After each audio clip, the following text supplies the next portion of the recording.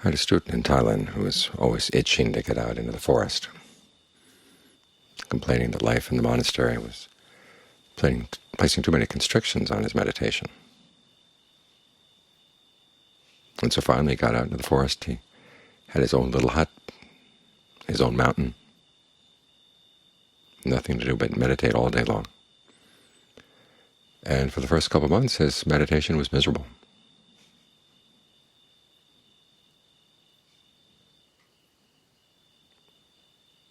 And there's nobody he could blame it on.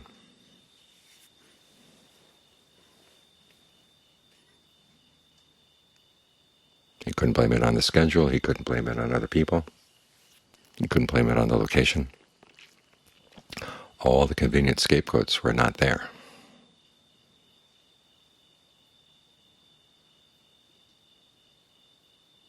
And so finally he took himself in hand. He reminded himself, is at the very least I'm learning the perfection of endurance.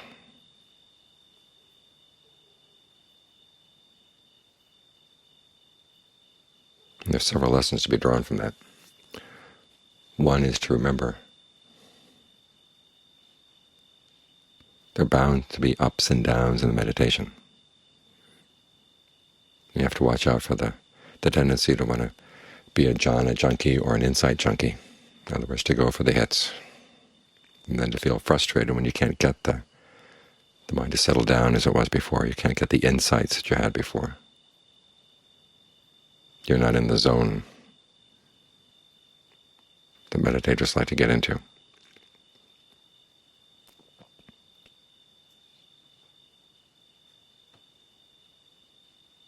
And you have to learn how to deal with those ups and downs in a mature way, instead of being like the typical junkie who just gets really frustrated and difficult to deal with when he can't indulge in his addiction, can't get the hit, can't get the pleasure he wants.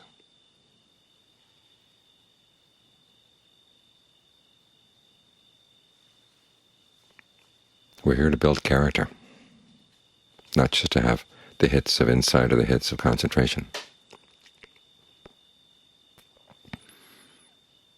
I think of that phrase, building character, immediately I think about Calvin and Hobbes.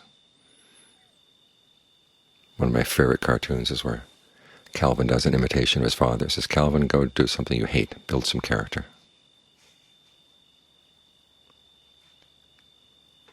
And yeah, there are a lot of things that build character that we don't like, but the trick to it is learning how not to hate it, how to actually learn how to like it. That was the monk's saving thought there, was at least I'm developing something good out of this, develop some character. There's something to show for this, and to actually enjoy that.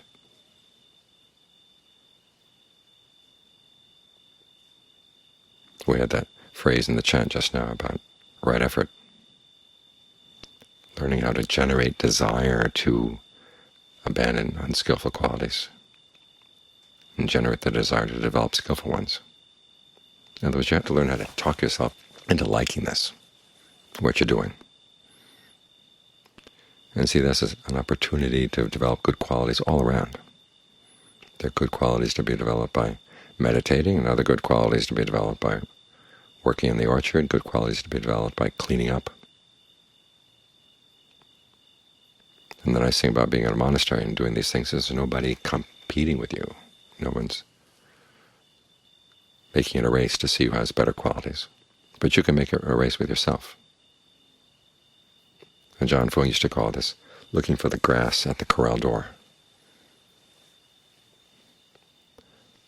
There was one time he was going to take a group of his students up to meditate at the jetty, and someone had left a huge mess. And so instead of meditating, they had to clean up the mess. And one of the women complained. And he said, don't criticize them. They gave us this opportunity to make some merit. They told the story about the grass at the corral gate. As soon as you open the corral gate, all the cows go rushing out to look for the grass out in the meadow. And there was grass right there at the gate, right at the post. And none of the cows eat that. There's something that's right nearby, something you can do, and there's a good benefit for your character that comes out of that.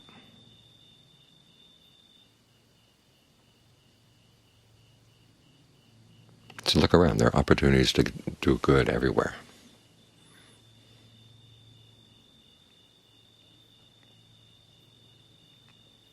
And think of all the good qualities you're developing.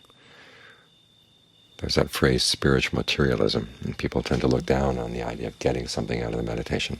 And it's properly applied to the idea that you're going to get a hit every time you sit down and close your eyes.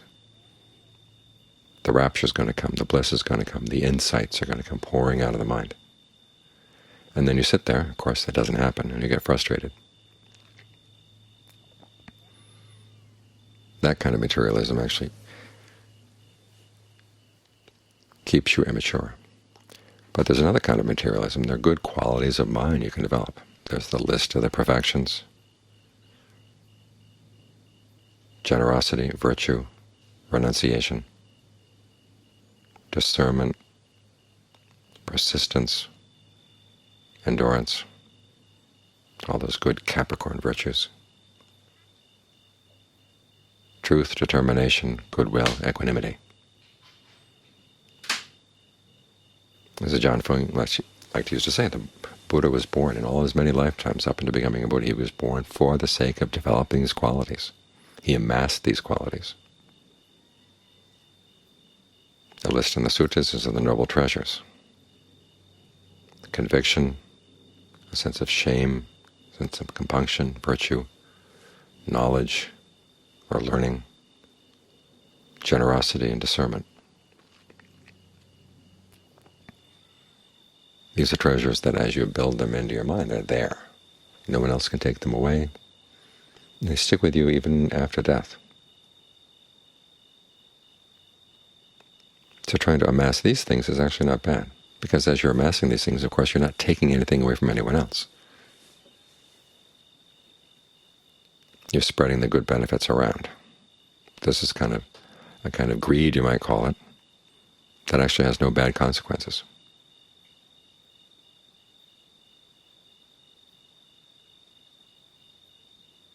So when things are difficult, look around. I knew of another monk. I didn't know him personally, but I read an article he'd written one time about how when he'd gone to Asia, he tended to look down on the monks and nuns who puttered around the monastery. He was going to do nothing but meditate. And he found that, of course, his meditation got pretty dry very quickly. And there was something uplifting about just doing a little something here or there. Nothing that anyone forced you to do, something you voluntarily decided to do, to clean up a little bit or to straighten things out a little bit or whatever. And they actually had the juice to keep their meditation going. All this relates to a quality that John Mahabua defined as singleness of mind, the ekagata. In his definition of the term, it's that it's not just that the mind is one point, it's the mind has a solid stability to it that can weather the ups and downs, whether the ups and downs in your outside conditions or ups and downs in your meditation. Whatever the ups and downs are, you want to have an even keel, so you can take them in stride. So when the hits come, you're not overwhelmed by them, and when they don't come, you don't start behaving like a cocaine addict who's desperate for the next hit. Because what all too often happens then, of course, is that you get surrounded by this sea of annoyance. Everything is bad, everything is wrong. And there's a certain charge that comes with that. Just allowing yourself to feel that your anger is justified, that you really these things really are unfair, they're really not right. And you can be right. But to get angry over them is wrong. But there's a charge that comes with it. On the one hand, it lets you off the hook. The meditation isn't going well, it's not because of you, it's because of these horrible outside conditions.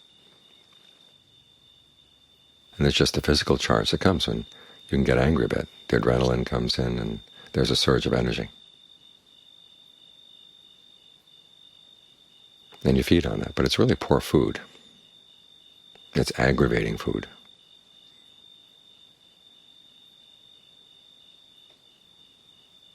What you want to feed is on the sense that here's some opportunity to straighten things out a little bit, clean things up a little bit. Look for the opportunities to do good. They're there. Because after all, there's a sense of well-being that comes with being generous. And sometimes that's what your meditation needs, is a little bit of that juice. The juice that comes from a generous mind. So it's the kind of character we're trying to build. The character that, like the Buddha eventually, who commented that in the course of his career, or the course of his quest for awakening, he never let pain overcome his mind. He never let pleasure overcome his mind. He was able to use pain and use pleasure as he kept developing all of his perfections, as he kept building his character.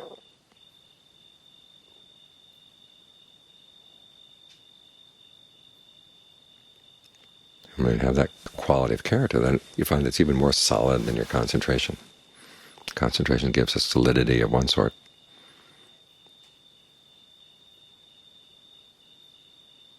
But the solidity of a well-built character, that can carry you through even when the concentration gets weak, or the concentration has its ups and downs, or the insights don't come.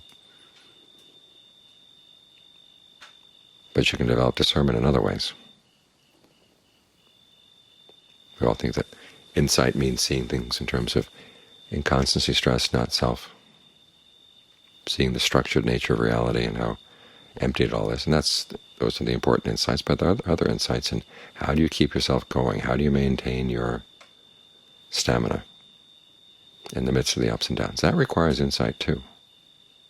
And it gives you really good insights into the workings of your mind. You come up across some of the defilements that you wouldn't have seen otherwise. So insights are everywhere as you try to develop good qualities of mind, as you try to build your character, as you learn to do things you don't like to do, but you learn to want to do them.